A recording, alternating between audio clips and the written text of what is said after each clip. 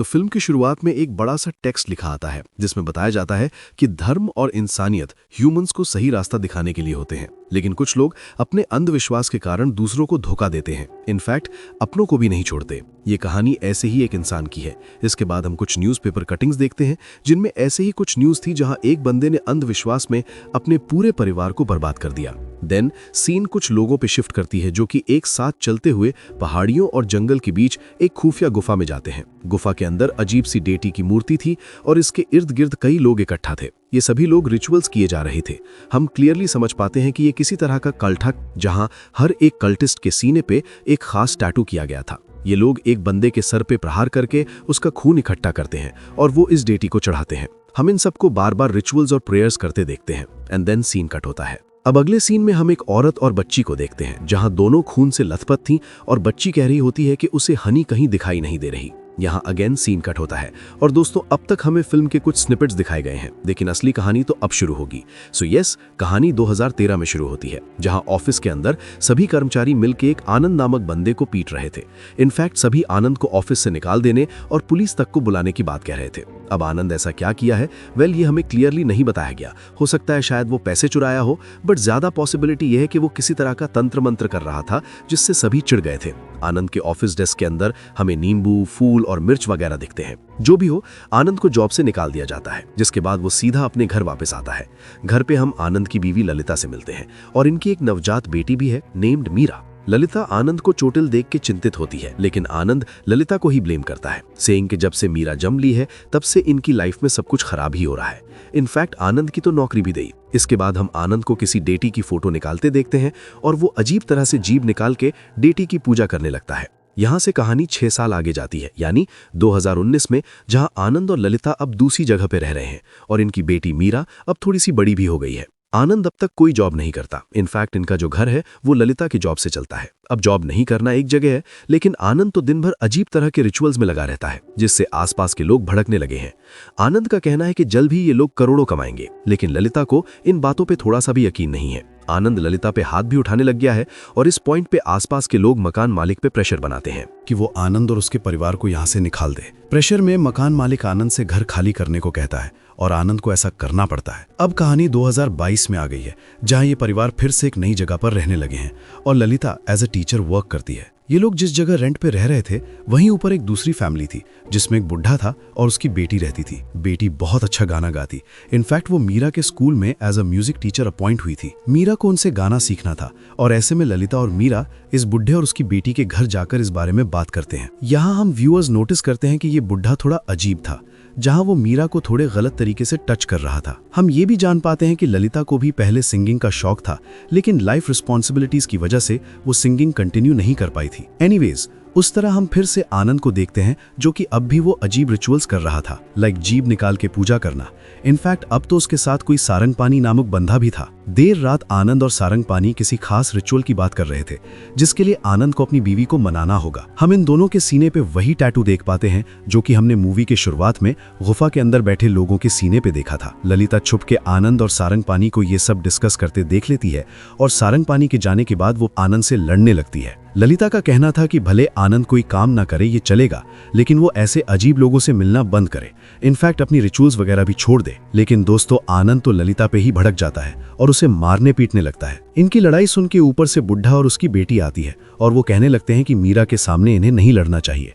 In fact वो दोनों मीरा को सुलाने अपने साथ ऊपर ले जाते हैं। अगले दिन मीरा अपनी माँ ललिता को स्कूल में बताती है कि पिछली रात बुढ़ा मीरा को गलत तरीके से टच करने लग गया था और इसीलिए मीरा भाग के सोफे पे सोई थी। ये सुन के ललिता डिसाइड्स कि अब से वो कभी भी मीरा को उस बुढ़े और उसकी बेटी के घर नहीं भेजेगी। इनफैक्ट वो अब से अपने पति से लड़ना भी बंद कर देगी ताकि मीरा पे इसका गलत असर ना पड़े। ऐसे में उस रात ललिता आनंद से इस बारे में बात करती है और आनंद भी खुश होकर कहता है कि उसका काम अब ऑलमोस्ट डन है, जिसके बाद ये लोग अमीर हो जाएंगे। काम खत्म करने के लिए आनंद को 10 दिनों के लिए शहर से बाहर जाना होगा और तब तक ललिता मीरा के साथ एक गुरुजी के आश्रम में जाकर रह सकती है। ललिता को ये सब पसंद नहीं आता, बट सिंस उसे लड़ना नहीं था इसलिए वो मान जाती है। सो यस, ललिता और मीरा श्री चक्र आश्रम में जाते हैं जहां इन्हें कमरा दिया जाता है। वहां दोनों माँ बाप काफी अच्छा समय बिताते हैं और आश्रम के लोग बहुत ही अच्छे थे। इनफैक्ट मीरा की दोस्ती आश्रम के एक इंसान आचार्य से हो जाती है और आचार्य बहुत ही अच्छा इंसान था जो कि मीरा को टॉयज बना के देता था। आचार्य ललिता को अपनी बहन मानता था और ललिता भी अपने साथ अपनी लाइफ की सारी कहानी शेयर करती थी। यहाँ के जो गुरुजी थे वो कहते हैं कि मीरा की कुंडली में थोड़े दोष हैं जिससे आने वाला समय उसके लिए कठिन हो सकता है, लेकिन भगवान को याद करते रहने से ये लोग मुश्किलों से बाहर निकल पाएंगे। अब 10 दिन बाद आनंद की वापसी होती है, यानी वो इस आश्रम में आता है ताकि वो ललिता और मीरा को अपने साथ ले जा सके। आनंद का कहना था कि उसके जरूरी काम खत्म हो गए हैं और अब उसे अपनी बीवी ललिता को लेकर घर जाना होगा। वो दोनों आश्रम से जाने के लिए निकलते हैं। उसे एक बड़ा सा घर मिल गया है जहाँ ये लोग खुशी से रह सकते हैं।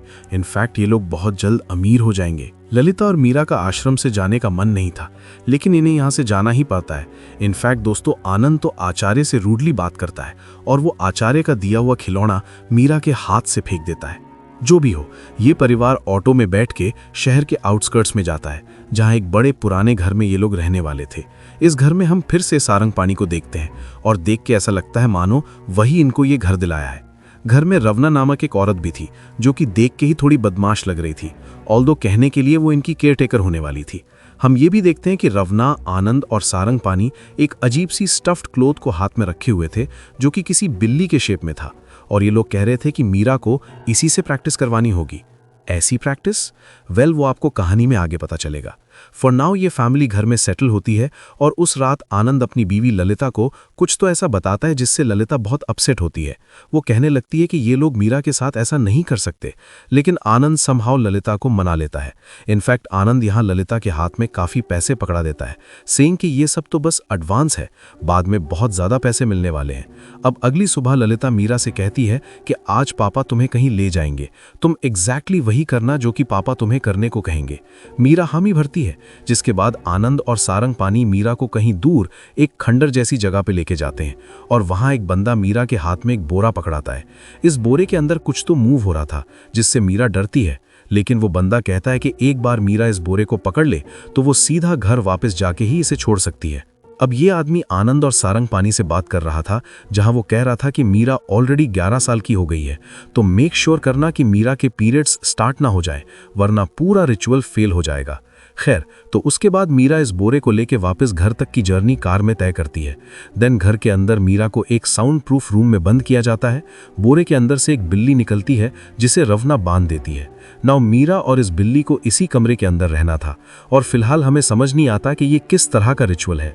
दिन बीतने लग जाते हैं जहां हमें कई सीन्स के थ्रू स्टोरी आगे बताई जाती है।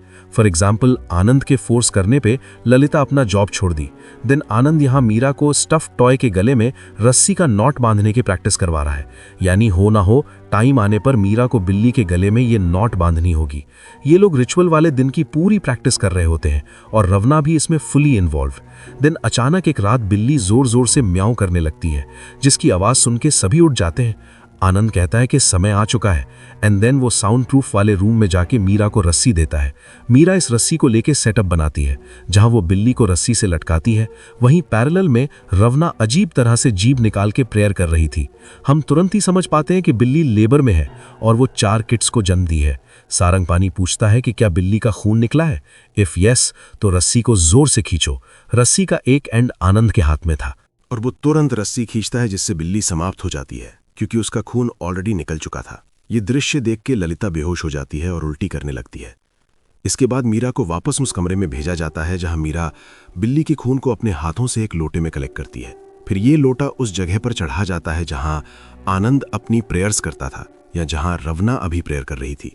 सारंगपाणी इस लोटे को लेके वहीं पे प्रेयर शुरू करता है जहां वो अजीब तरह से अपनी आंखें ट्विच कर रहा था, दिन जीभ निकाल रहा था। इस पॉइंट पे हम समझ पाते हैं कि रिचुअल सक्सेसफुल हुआ है। वहीं मीरा वापस उस साउंड प्रूफ रूम में जाती है जहां बिल्ली लटकी थी। मीरा को ऐसा लगता है मानो ये बिल्ली वापस जिंदा होकर उसकी तरफ मुड़ी और म्याऊं की। यहीं पे फिल्म का इंटरमिशन आता है। खैर, तो अगले सीन में हम इसी घर का सीन देखते हैं जहां सारंगपाणी, रवना और आनंद होते हैं। और दोस्तों, इनके साथ 2 और लोग थे जो कि इनके क्लाइंट्स थे। सारंगपाणी कहता है कि ये जो क्लाइंट्स हैं वो हमारा सामान ले फौरन जाने वाले हैं, तो सामान पाने के लिए इन्हें 10 दिन में फिर से प्रेग्नेंट बिल्ली का इंतजाम करना होगा। देन रिचुअल फिर से करना होगा। आनंद कहता है कि उसकी बीवी अब दोबारा रिचुअल के लिए नहीं मानेगी, लेकिन फिर भी ये लोग रिचुअल करेंगे, मतलब ये रुकने नहीं वाले। हम व्यूअर्स ये भी देखते हैं कि यहाँ सारंगपाणी इस रिचुअल में इन्वॉल्व सभी लोगों को अच्छे खासे पैसे दे रहा था, जो कि ऑफकोर्स वो अपने क्लाइंट से लिया था। अब ये रिचुअल एग्जैक्टली क्या है और क्लाइंट्स को इससे किस तरह का सामान मिलता है, उन्हें कैसे फायदा होता है, वो आपको वीडियो में आगे पता चलेगा। फॉर नाउ हम देखते हैं कि मीरा की मां ललिता काफी बीमार है और रवना ललिता को एक खास जूस पिलाती है जिसमें छत्तीसगढ़ का एक खास मशरूम डाला होता है। इससे ललिता और बीमार होगी, इनफैक्ट वो अपनी मेंटल स्टेबिलिटी ही खोने लग जाएगी। हम आनंद को रवना के साथ इंटीमेट होते हुए भी देखते हैं, विच टेल्स अस कि आनंद और रवना का चक्कर चल रहा है। नाउ ललिता को ऐसा बीमार क्यों रखा जा रहा है? ललिता शायद इस बात के लिए अग्री नहीं कर रही होगी कि उसकी बेटी मीरा के द्वारा फिर से ये रिचुअल किया जाएगा, और इसलिए ललिता को रास्ते से हटाने के लिए उसे पागल ही बनाया जा रहा था। यहाँ एक डॉक्टर लेडी भी आती है जो कि ललिता को ऐसे इंजेक्शंस दे रही थी जिससे ललिता का मानसिक संतुलन खत्म ही हो जाए और वो 5 साल तक के लिए पागल जैसी हो जाए। डॉक्टर वार्न करती है सेइंग के इंजेक्शन लगने के जस्ट बाद ललिता वायलेंट हो सकती है, इसलिए इन्हें इस बात का ध्यान रखना होगा। ये लोग ललिता को एक कमरे में बंद करके और बिस्तर से बांध कर रखने लगे थे जहां मीरा का जाना अलाउड नहीं था। Now coming to Meera. एक रात सोते वक्त उसे बिल्ली की आवाज आती है और अगले ही क्षण वो अपने साइड पे खुद को देखती है। मतलब जस्ट बहरूपिया थी जो कि बिल्ली के कॉस्ट्यूम में थी और बिल्ली जैसा ही बिहेव कर रही थी। मीरा की जो बहरूपिया थी वो म्याऊं कर रही थी, अपना हाथ चाट रही थी एंड ऑल, जैसे बिल्लियां करती हैं। मीरा इससे पूछती है कि वो कौन है और ये लड़की खुद को मीरा की ट्विन कहती है। मीरा इसका नाम हनी रख देती है क्योंकि बचपन में मीरा को उसकी माँ हनी कह के पुकारती थी। हनी कहने लगती है कि इस घर के लोग जानबूझकर तुम्हारी माँ ललिता को बीमार कर रहे हैं ताकि ललिता उन्हें मीरा से रिचुअल्स करवाने वक्त रोक न सके। हनी मीरा को उसकी माँ के रूम वाली लॉक की चाबी तक दिखा देती है, सेइंग कि इस चाबी से मीरा रूम का लॉक खोल के अपनी माँ से मिल सकती है। अब मीरा अपनी माँ से मिलती तो नहीं है फिलहाल, लेकिन वो डोर के क्रैक से अपनी माँ को देखती है जो कि पागलों जैसा बर्ताव कर रही थी। अब दोस्तों, जब भी हनी आती थी हम आसपास थोड़ा डस्ट और धुआं देख पाते हैं। ऐसा क्यों? इस पे हम थ्योरीज में बात करेंगे। अभी के लिए आप बस इस पॉइंट को याद रखिएगा। और हाँ, इस सब के बीच हम आनंद और रना को पूरी तरह इंटीमेट होते हुए देखते हैं। इनफैक्ट रना के सीने पे भी वही सेम टैटू था, यानी वो भी उसी पहले सीन वाली कल्ट का हिस्सा है। अब अगले दिन वही लेडी डॉक्टर फिर से आती है और वो मीरा को एक इंजेक्शन लगाती है। कैसा इंजेक्शन? इस इंजेक्शन के कारण मीरा की जो फर्स्ट पीरियड आनी है वो काफी डिले हो जाएगी।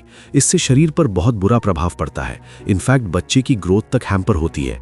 लेकिन दोस्तों, आनंद बाकियों को तो चाहिए था कि मीरा के पीरियड्स काफी टाइम तक ना आए, क्योंकि रिचुअल में ऐसी ही लड़की चाहिए थी जिसकी अब तक एक बार भी पीरियड्स ना आई हो। अनी मीरा को वार्न करती है, सेइंग कि ये लेडी डॉक्टर कोई रियल डॉक्टर नहीं है, रादर वो तुम्हारे साथ गलत कर रही है। खैर, आगे एक और प्रेग्नेंट बिल्ली लाई जाती है जिसके साथ उस साउंड प्रूफ कमरे में मीरा को रहना है। यहाँ वही सेम रिचुअल फिर से रिपीट होगा और इस पॉइंट पे हम व्यूअर्स हनी को बार बार देखने लगते हैं जहाँ वो मीरा को सच्चाई बताने लग गई थी। लाइक मीरा की माँ ललिता को अस्पताल में नहीं ले जाया जाएगा, रादर उसे इसी बदतर हालत में कैद करके रखा जाएगा। वहीं दूसरी तरफ हम आचार्य को देखते हैं जो कि ललिता और मीरा को ढूंढते हुए उनके पुराने वाले घर तक पहुंच गया था। आचार्य वॉज होपिंग कि ललिता मीरा के साथ आश्रम वापस आएगी, लेकिन कई महीनों तक उनका कोई अता पता नहीं था। आचार्य यहाँ उस बुढ़े की बेटी से बात करता है जिससे उसको थोड़ा अंदाजा लगता है कि ललिता और मीरा कहाँ गए होंगे। Anyways, coming back to Meera and Lalita. Lalita को इंजेक्शंस देके और पागल बनाया जा रहा था, वहीं मीरा को भी इंजेक्शंस लग रहे थे ताकि उसकी फर्स्ट पीरियड डिले होती रहे। सेकंड बिल्ली वाला रिचुअल भी कंप्लीट होता है। इनफैक्ट मीरा से बार बार ये रिचुअल्स करवाया जाने लगता है। इट्स सेफ टू से कि अब तक यहाँ बस महीने नहीं बल्कि 1-2 साल से ज्यादा बीत चुके हैं जहां सेम चीज बार बार हो रही है।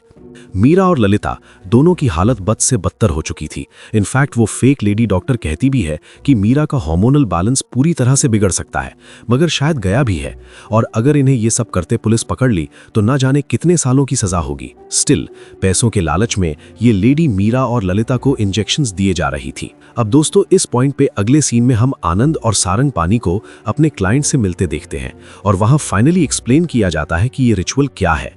सारंग पानी अपने क्लाइंट को बताता है कि दुनिया में बहुत कम लोग जानते हैं कि बिल्ली का गर्भजल बहुत शक्तिशाली होता है। गर्भजल बोले तो वो लिक्विड जो कि बिल्ली के अंदर से निकलता है जब वो बच्चे पैदा कर रही हो। इंग्लिश में शायद इसे एमनियोटिक फ्लूइड भी कहते हैं, वैसे फिल्म में इसे म्यूकस कहा गया है। इस गर्भजल को हासिल करने वाले लोग दुनिया पर राज करते हैं और उनके ताकत की कोई सीमा नहीं होती। कबली, विकृति, षष्ठी और केसरी ये तांत्रिक दुनिया के इष्ट देवता माने जाते हैं और षष्ठी की उपासना इच्छा पूर्ति के लिए होती है। षष्ठी का वाहन बिल्ली है और इसीलिए जिस इंसान के पास बिल्ली का गर्भजल होगा उसके पास पैसा, पावर, औरत सब कुछ होगा। लेकिन ये जल हासिल करना आसान नहीं, क्योंकि बिल्ली जन्म देने के बाद अपना गर्भजल अपने किड्स को ही खिला देती है। इसलिए गर्भ जल को हासिल करने का एक तरीका है, और वही प्योर मेथड है। कैसा तरीका? एक ऐसी लड़की को बिल्ली का गर्भ जल पॉट में भरना होगा जिसकी अब तक पहली पीरियड नहीं आई हो। देन कचरी पूजा करने वाले इंसान को ये मटका या पॉट कैरी करते हुए आगे बढ़ना है, मतलब पीछे नहीं देखना है, ना ही एक भी ड्रॉप गिराना है। उसके बाद पूजा करने वाले बंदे को अपने घर के दक्षिण में ही इस मटके को दफनाना है और उस पर कैक्टस प्लांट करना है। ये कैक्टस प्लांट जितना बड़ा होगा उतनी ही उस इंसान की तरक्की होती जाएगी। तो हाँ दोस्तों, इसलिए ये लोग मीरा की पीरियड्स डिले करवा रहे थे, उससे रिचुअल करवाते हैं एंड देन बिल्ली का जो गर्भ जल है वो अमीर लोगों को बहुत दाम पर बेच देते हैं। हम बार बार मीरा को ये रिचुअल करते देखते हैं और एक पॉइंट पे उसकी हालत बहुत खराब हो चुकी थी। ऐसा लग रहा था मानो उसका शरीर ही सड़ने लग गया है।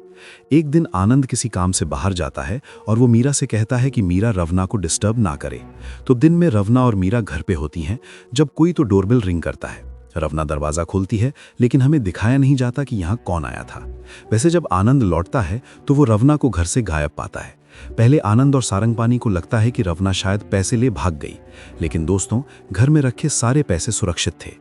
इस पॉइंट पे हम देखते हैं कि एक गरीब आदमी एक छोटी बेटी को यहाँ लेके आया है, विच मीन्स कि अब आनंद और सारंगपानी रिचुअल के लिए इस नई छोटी बच्ची का इस्तेमाल करने वाले हैं।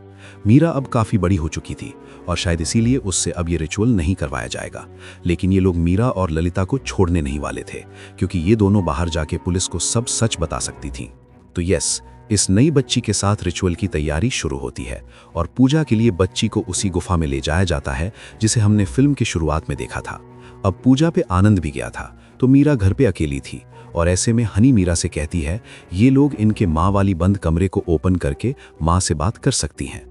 बस फिर क्या था, मीरा चाबी निकाल के माँ वाले कमरे में जाती है और ललिता मेंटली अनस्टेबल होने के बावजूद अपनी बेटी को पहचानती है। मीरा माँ से कहती है कि उसे यहाँ उसकी सिस्टर हनी लेके आई है और ये सुनते ललिता समझ जाती है कि उसकी बेटी हेल्यूसिनेट करके किसी हनी को देखती है।